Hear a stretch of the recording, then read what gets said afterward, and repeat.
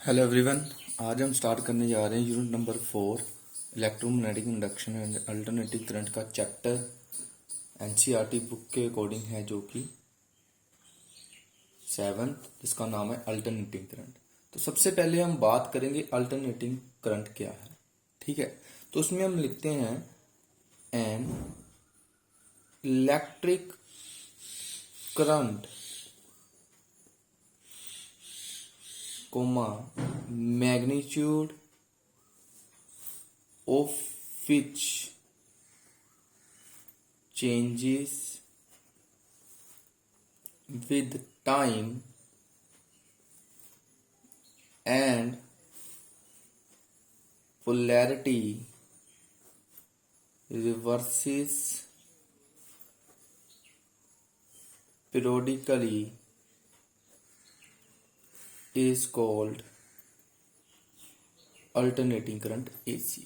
देखो इसमें क्या कहते हैं, वो इलेक्ट्रिक करंट जिसका मैग्नीट्यूड भी चेंज होता है टाइम के साथ और पोलैरिटी भी चेंज होती है टाइम के साथ, मीन्स कि जिसकी डायरेक्शन भी चेंज होती है टाइम के साथ। तो जैसे फॉर एग्जांपल हम करंट को ऐसे फॉर एग्जांपल मान सकते हैं, ये हमारा ग्राफ में हमने ड्रॉ कर लिया। ठीक है, ये इस साइड में हमारा, इस एक्सिस में हमारा टाइम है और इस साइड में करंट है, इस साइड और इस साइड दोनों में करंट है। ठीक है, तो फॉर एग्जांपल जो करंट है वो पॉजिटिव साइकिल के लिए अपवर्ड होगा। ठीक है, और फिर जब उसकी डायरेक्शन, जब पोलैरिटी रिवर्स होगी, डायरेक्शन चेंज होगी, तो फिर वो डाउनवर्ड ऐसे नीचे की तरफ जो है वो कंप्लीट करेगा। ये फुल साइकिल जो है जीरो से, ठीक है, टी तक, एक साइकिल को हम टी टाइम देते हैं, तो जीरो से जो साइकिल है, जो वेव है, ये 2 पाई तक होगी। ठीक है, यहाँ पर पाई होगा और यहाँ पर क्या होगा, पाई/2 और यहाँ पर 3 पाई/2। ठीक है, अब देखो ये जो करंट है, पहले इसकी डायरेक्शन जो थी वो मान लीजिए एक साइड में डायरेक्शन थी, तो जो उसका मैग्नीट्यूड है ऐसे बढ़ता गया, फिर उसका मैग्नीट्यूड कम होता गया और उसकी डायरेक्शन जो है रिवर्स कर ली। तो अल्टरनेटिव करंट में हम यही बोलते हैं कि जो करंट है हमारा, उसका मैग्नीट्यूड चेंज होता है टाइम के साथ। ठीक है, देखो ये टाइम के साथ मैग्नीट्यूड बढ़ रहा है, फिर कम हो रहा है, फिर करंट ने अपनी डायरेक्शन चेंज कर ली।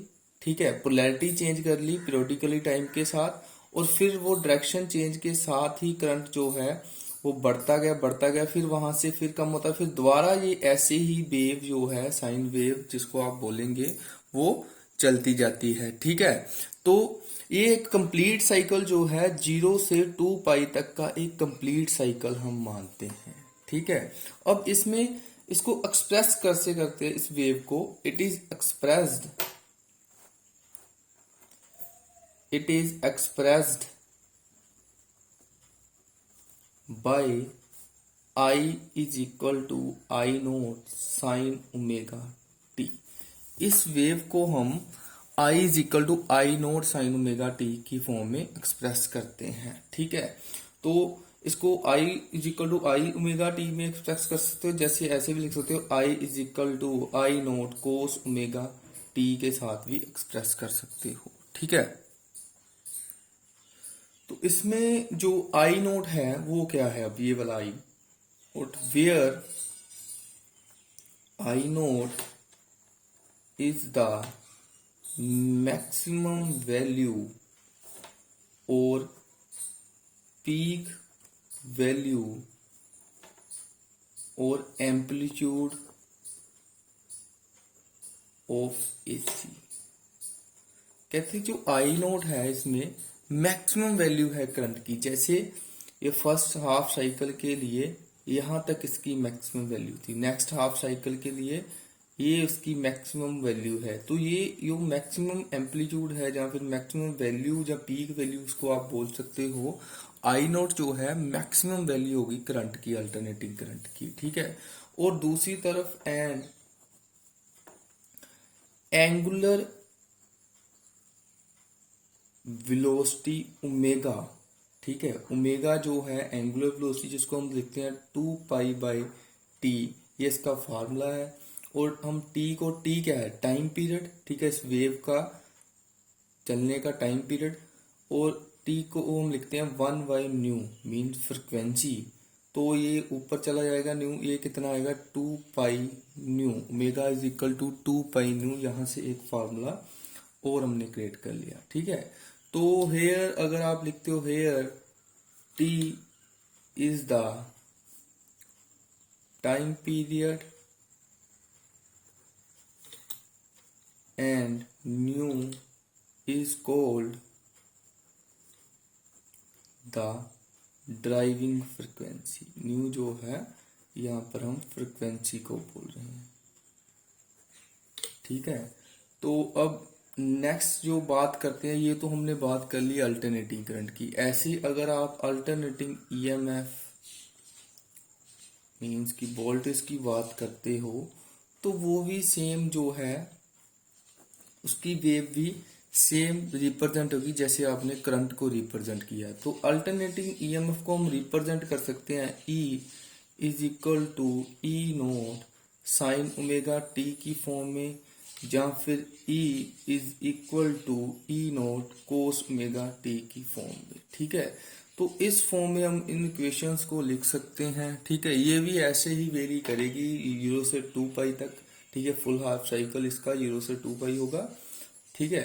ये एक साइड अल्टरनेटिंग ईएमएफ जो है पहले एक डायरेक्शन में होगी, फिर उसकी डायरेक्शन जो है वो चेंज होगी, ठीक है। यही हमने ऊपर डेफिनेशन में भी बोला है, पोलैरिटी जब रिवर्स होगी तो वो अल्टरनेटिंग मानी जाएगी। इसके तरफ अगर दूसरी बात करते हो आप डायरेक्ट करंट की, तो वो क्या है, उसमें जो है ना तो मैग्नीट्यूड चेंज होता है ना ही डायरेक्शन चेंज होती है। जैसे ये फॉर एग्जांपल इस साइड में टी है, इस साइड में करंट है, तो जो डायरेक्ट करंट है वो ऐसे कांस्टेंट एक ही वैल्यू पर चलता रहेगा टाइम के साथ, वो चेंज नहीं होगी वैल्यू, ना तो इसका मैग्नीट्यूड चेंज होगा ना फिर इसकी डायरेक्शन चेंज होगी, पोलैरिटी इसकी सेम रहेगी।